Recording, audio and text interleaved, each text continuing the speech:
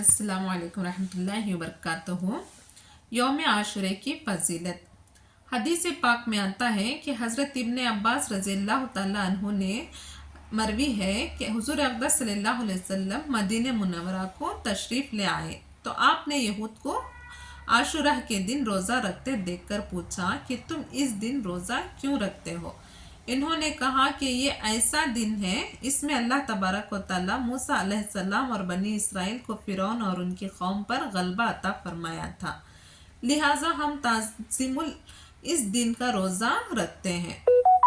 इस पर नबी पाक सल्लल्लाहु अलैहि वसल्लम ने इरशाद फरमाया कि हम मूसा अलैहिस्सलाम से तुम्हारी निस्बत ज़्यादा करीब हैं, चुनांचे आपने भी उस दिन का रोज़ा रखने का हुक्म दिया। यानी यहूद जो हैं वो मूसा अलैहिस्सलाम को मानने का दावा करते हैं, लेकिन मूसा अलैहिस्सलाम को जिस तरह मानते हैं और मूसा अलैहिस्सलाम को मानने का ये मतलब नहीं कि सिर्फ हज़रत मूसा अलैहिस्सलाम को ही माना जाए, बल्कि तमाम अनबिया इकराम को मानना ज़रूरी है।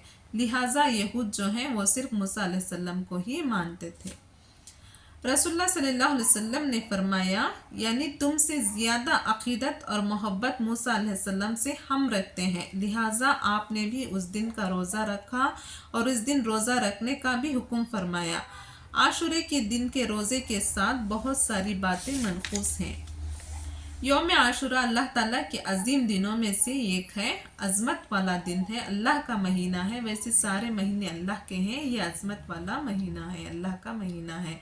या तो एक रोज़ा रखें या फिर 9 और 10 का रोज़ा रखें या 10 और 11 का रोज़ा रखें।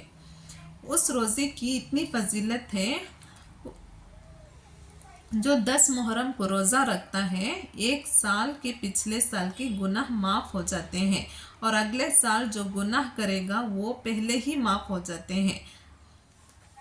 इसलिए रोज़ा रखें, 10 मुहर्रम का रोज़ा रखें, 9 और 10 रखें या 10 या 11 रखें, तो अल्लाह ताला इस रोज़े से हमारे सारे गुनाह, एक साल के गुनाह माफ़ कर देते हैं, अगले आने वाले साल के भी गुनाह माफ़ होते हैं, पिछले साल के भी गुनाह माफ़ हो जाते हैं। इसलिए ज़रूर रोज़ा रखें। अल्लाह ताला हम सबको रोज़े रखने की, इबादत करने की नेक तौफ़ीक़ अता फ़रमाए, खुशो खुज़ू के साथ इबादत करने की नेक तौफ़ीक़ अता फ़रमाए।